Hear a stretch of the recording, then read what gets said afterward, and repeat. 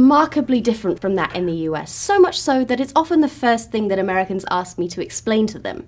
So, here is the Cliff's Notes version of how the British school system works, but study up because there's going to be an exam at the end of the video.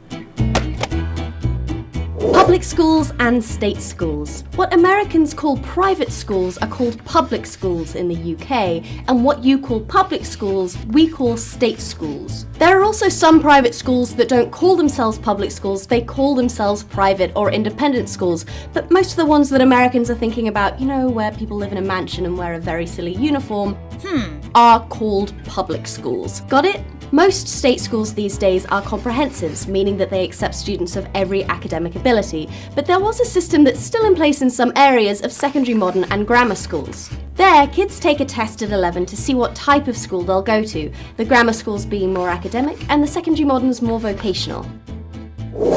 Church schools. There's no separation of church and state in the UK, so many schools, both state and public, are church schools. Oddly, this doesn't translate into later church attendance, which is much lower in the UK than in the US.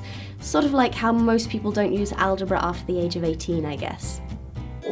Uniforms. Pretty much all schools have some kind of uniform, ranging from a school jumper all the way up to the white tie and tails that they wear at Eton. The idea behind it is to create a sense of identity and school pride. See?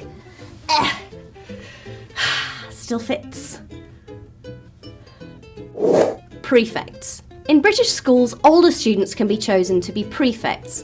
Being a prefect sounds super cool, but in reality it mostly entails policing the lunch line and stopping the younger kids from hitting each other.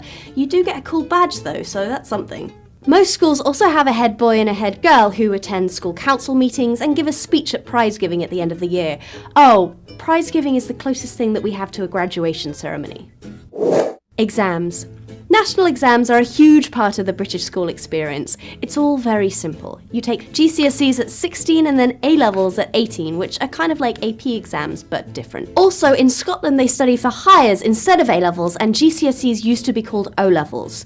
Also, AS levels happen in the middle of A-levels. Look, this is the most complicated bit, I promise. This is